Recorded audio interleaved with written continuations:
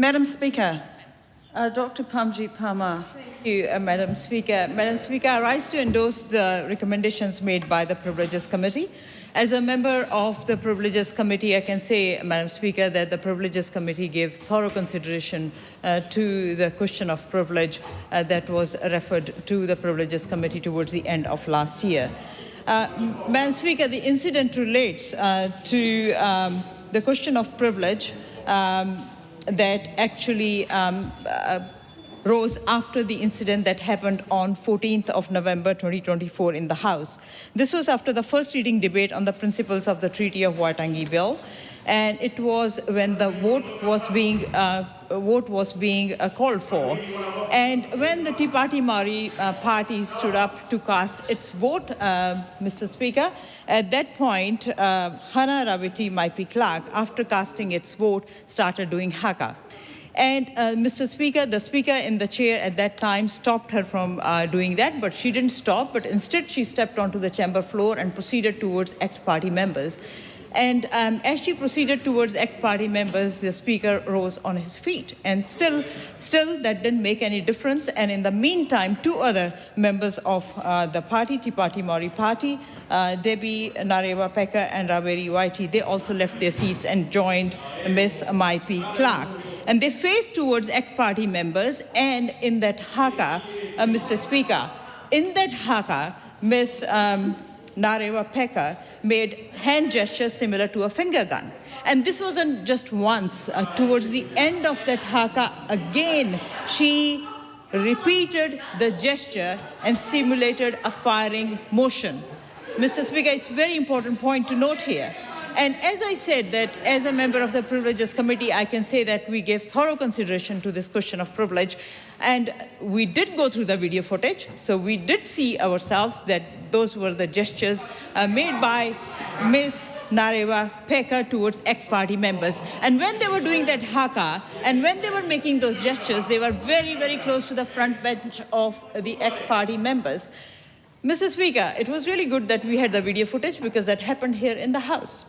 And we also invited the members to come before the Privileges Committee for hearings. We gave 30 minutes to each members because we wanted to give fair opportunity to all these members to come and answer the questions that members had.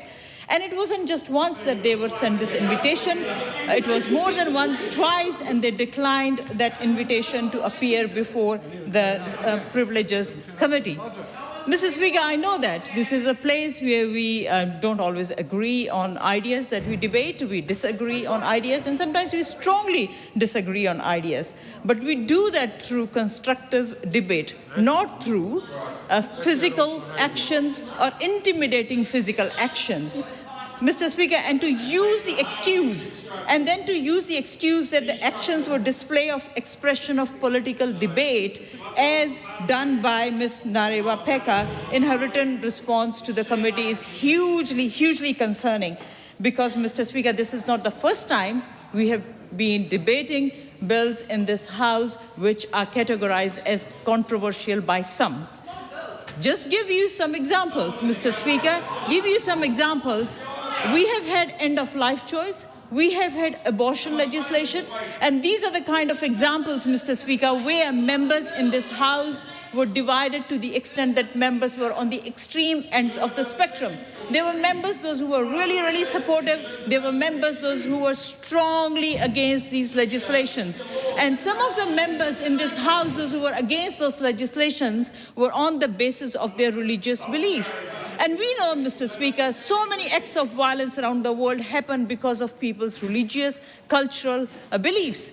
And despite, Mr. Speaker, that, we all debated those issues in a way we should be debating in this House. So, Mr. Speaker, there is no excuse for that kind of physical and intimidating behavior in this House. Going back to, Mr. Speaker, the invitation that was sent by the Privileges Committee to the three members. And yes, I fully understand that members are not obliged to accept the invitation sent by the Privileges Committee, but it wasn't a simple decline. It wasn't a simple decline, Mr. Speaker, because what they did was they declined the invitation and they said that they're going to conduct their own independent hearing. I also heard, Mr. Speaker, they said that the Privileges Committee is a silly little committee with its silly little rules. They called the Privileges Committee a kangaroo court.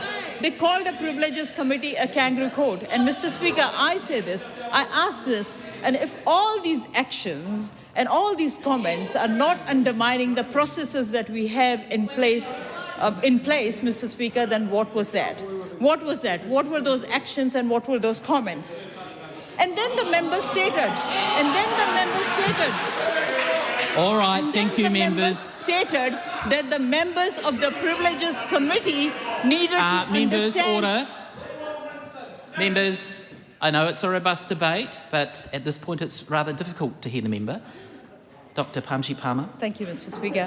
Mr. Speaker, and then the member stated that the members of the Privileges Committee needed to understand Tikanga Maori, playing the race card. So, Mr. Speaker, they started playing the race card only to shift and deflect the accountability for their misconduct. And, Mr. Speaker, they did their best to shift the narrative. And I want to acknowledge at this point that discussions around race and equality are important. But when members start using race as an excuse... Point of order. Order. Excuse me, there is a point of order. Simon Ford. Mr. Speaker, the second time in this debate, I raised to make a point of order asking that you consider that member, Takuta Ferris's comments to this member that she is in the wrong country. I find that deeply offensive. I'm sure that the other members of this House would find that deeply offensive. I think it's likely to bring the House into disorder. I would ask that you seek an apology from that member, Mr. Speaker. Thank you, Mr. Court. Ricardo Menendez-March.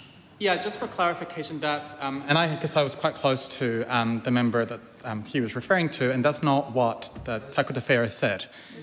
He said it was that the member was in Māori country, and I think that's a really fair reflection. Are we allowed to say that? Prove us wrong. Kia ora. Thank you, members. Look, it is a robust debate, and at the same time we do need to be respectful of each other. The difficulty, of course, from this perspective is it's very difficult to hear when the House is in a state where there is a lot of volume. So I do ask that members reflect on what their interjections are, but at the same time that we have a level of decorum so that we're able to all hear both the person who's making the call and the interjections, which should be short and also relevant. Dr. Pamji Parmar. Thank you, Mr. Speaker. So, Mr. Speaker, I was saying that by playing the race card, they have been trying to shift the narrative.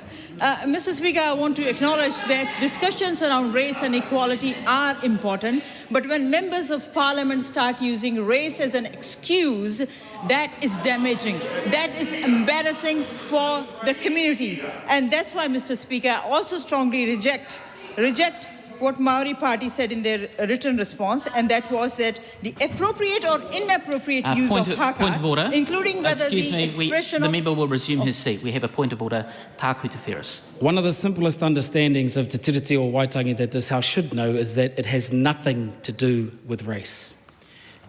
Thank you, Mr. Ferris. That is a order. That's not a point of order. Mr. Speaker. No, I can deal with this myself. Thank you, Mr. Court. That is not a point of order. That is a matter that could be raised in debate. I invite Dr. Parmar to resume her speech. Thank you, Mr. Speaker. Mr. Speaker, and that's why I strongly reject the assertion which was made by the Maori Party in their written response, saying that the appropriateness or inappropriateness of haka, including whether the expression of haka amounts to intimidation, should be actually decided by a Maori expert. Why, Mr. Speaker? Te Pāti Māori Party is part of this democratically elected parliament. They get all their entitlements according to the rules of this parliament. So when it comes to misconduct, Mr. Speaker, how can we have different standards for them? Mr. Speaker, if we start applying different standards to members of parliament on the basis of their ethnicity, on the basis of their cultural beliefs, Mr. Speaker, we will have double standards in this House, and that is not going to be acceptable. Mr. Speaker, displaying reckless behavior and then playing the race card is concerning. Displaying disorderly behavior and then taking pride in that is hugely concerning. The members there should look around and see that this house is made up of members, those who come from so many different cultural backgrounds, ethnic backgrounds. We all don't look the same.